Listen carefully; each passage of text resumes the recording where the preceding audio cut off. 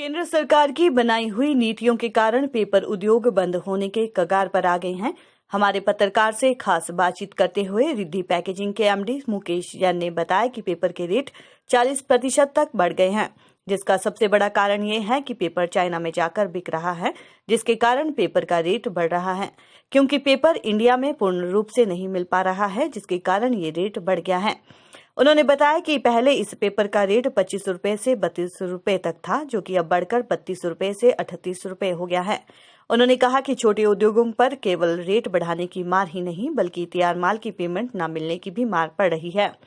उन्होंने कहा कि उद्योगपति उन्हें 45 दिनों का आश्वासन देकर माल तो उठा लेते हैं, लेकिन पेमेंट आने में 90 से 120 दिन लग जाते हैं, जिसके कारण पेपर उद्योग पर बुरा असर पड़ रहा है। उन्होंने कहा, अगर सरकार अपना पेपर चाइना में बेचना बंद कर दें तो पूरे भारतवर्ष में पेपर पूर्ण मात्रा में मिलेगा और साथ ही उसका रेट भी नीचे आ जाएगा। उन्होंने कहा कि एक तरफ तो केंद्र सरकार चाइना का माल लेने से पूर्ण रूप से मना कर रही है, लेकिन अपना माल चाइना में क्यों बेच रही है। एप्पल न्यूज के लिए बीबीएन से अनवर हुसैन की रिपोर्ट।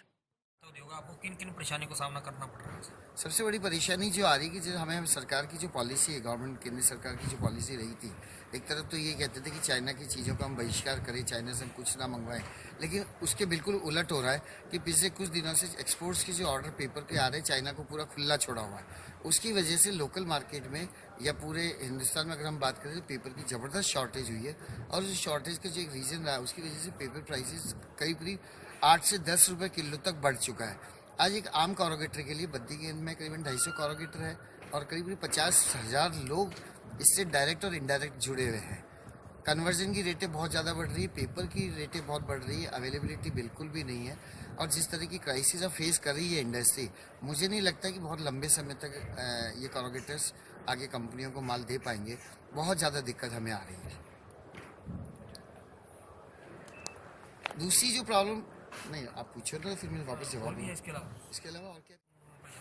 इसके अलावा एक परेशानी जो आ रही है कि कोरोना की वजह से लोगों के बिजनेस काफ़ी कम हुए थे, फाइनेंसिस की बहुत ज़्यादा प्रॉब्लम थी। गवर्नमेंट ने थोड़ी बहुत मदद एमएसएमई के माध्यम से, बैंकों के माध्यम से की थी, लेकिन अब जितना अगर पेपर प्राइसेस में 40 से 45% की अगर इंक्रीज आती है तो ये एक तरह से डायरेक्ट इन्वेस्टमेंट एक कॉरोगेटर की बढ़ चुकी है, जिसका 50 लाख रुपए लगा था, अब उसको कम से कम 25 लाख रुपए का और जुगाड़ करना पड़ेगा, जब जाकर को अपनी फैक्ट्री को चला सकता है। पीछे से पेमेंट्स इतनी टाइट है।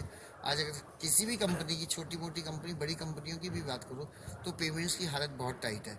परसों हमें पता लगा कि इवन रॉ मटेरियल जो यूज़ होता है गम, उसमें स्टार्च की 4 रुपये किलो बढ़ गई। 4 रुपये बढ़ने का मतलब कन्वर्जन कॉस्ट हमारी बढ़ गई है। पिछले 20-25 साल से हम लोग इसके लिए बराबर लड़ते रहे थे। पिछले 10 साल से HPCV इस पर बहुत लड़ती रही थी कि हमारे कन्वर्जन की रेट भी बढ़नी चाहिए, लेकिन कोई भी कंपनी कन्वर्जन के ऊपर कभी बात नहीं करती। वो केवल पेपर प्राइस अगर बहुत ज़्यादा होता है, 5 रुपये बढ़ा तो वो 2 रुपये बढ़ाने के लिए तैयार होता है, उससे ज़्यादा वो देने को तैयार नहीं होता। तो कहीं ना कहीं एक छोटा जो लघु उद्यमी है, कॉरोगेटर जो है, बॉक्स बनाना, जिसको हम टाइनी यूनिट या स्मॉल स्केल के अंदर काउंट करते हैं, वो बहुत ज़्यादा सफ़र कर रहा है। उसको बहुत दिन पर दिन दिक्कत आती है। आए दिन उसकी वजह से ये हो रहा है कि कभी हमें पता लगता है कोई यूनिट बंद हो गई, कभी ये यूनिट बंद हो गई, क्योंकि पेमेंट जहाँ पर एमएसएमई कहता है कि 45 डेज में पेमेंट मिलनी चाहिए, लेकिन जो जनरल ट्रेंड चल रहा है वो अभी भी 90 और 120 दिन से कम में कब पेमेंट बहुत लिमिटेड कंपनीज दे रही है। जहाँ तक उस रूल्स को फॉलो करने की बात है तो उसमें कंपनियाँ क्या करती है, 45 दिन का चेक बना देती है, लेकिन वो आगे डिलीवर नहीं करती है। कॉरोगेटर या छोटा उद्यमी वो इस बात से डरता है कि अगर मैं बहुत ज़्यादा उनसे पेमेंट के लिए फॉलोअप करूँगा तो मेरा बिजनेस कहीं और शिफ्ट ना हो जाए। बहुत सारी प्रॉब्लम्स को हम फेस करें, और मैं मेरे इस आप लोगों के माध्यम से, मीडिया के माध्यम से सरकार, केंद्र सरकार और राज्य सरकार दोनों से मैं रिक्वेस्ट करूंगा कि अभी सबसे मुश्किल आ रही है सर्वाइवल की, और इसमें उन्हें सपोर्ट करना चाहिए। एटलीस्ट चाइना का जो एक्सपोर्ट है उसको इमीडिएट बैन करे, पेपर का जहाँ पर भी एक्सपोर्ट हो रहा है उस इमीडिएट बैन करे, जिससे कम से कम लोकल मार्केट को, लोकल इंडस्ट्री को पेपर प्रोवाइड हो सके। तो सर, जैसे कि आप माल लेते हैं, उसका रेट बढ़ा दिया जाता है, और जब आप उसी माल को आप तैयार करने के बाद बेचते हैं, मार्केट में देते हैं, तो क्या उसके भी रेट आपकी ओर से बढ़ाए जाते हैं? मैं वही आपसे मैंने बोला ना कि अगर पेपर 5 रुपये किलो बढ़ा है तो हमें जो पीछे से रेट इंक्रीज मिलता है 2 रुपये या 3 रुपये तक मिलता है, फिर 2 रुपये हमें हमारे मार्जिन में से कहीं ना कहीं कट कर करके उनको देना होता है। कुछ कंपनियां ऐसी है, मल्टीनेशनल्स ऐसी होती है जिनके अपने सारे कॉन्ट्रैक्ट्स होते हैं, वो डायरेक्ट पेपर मिल से उनके पास में अप्रोच कर लेते हैं।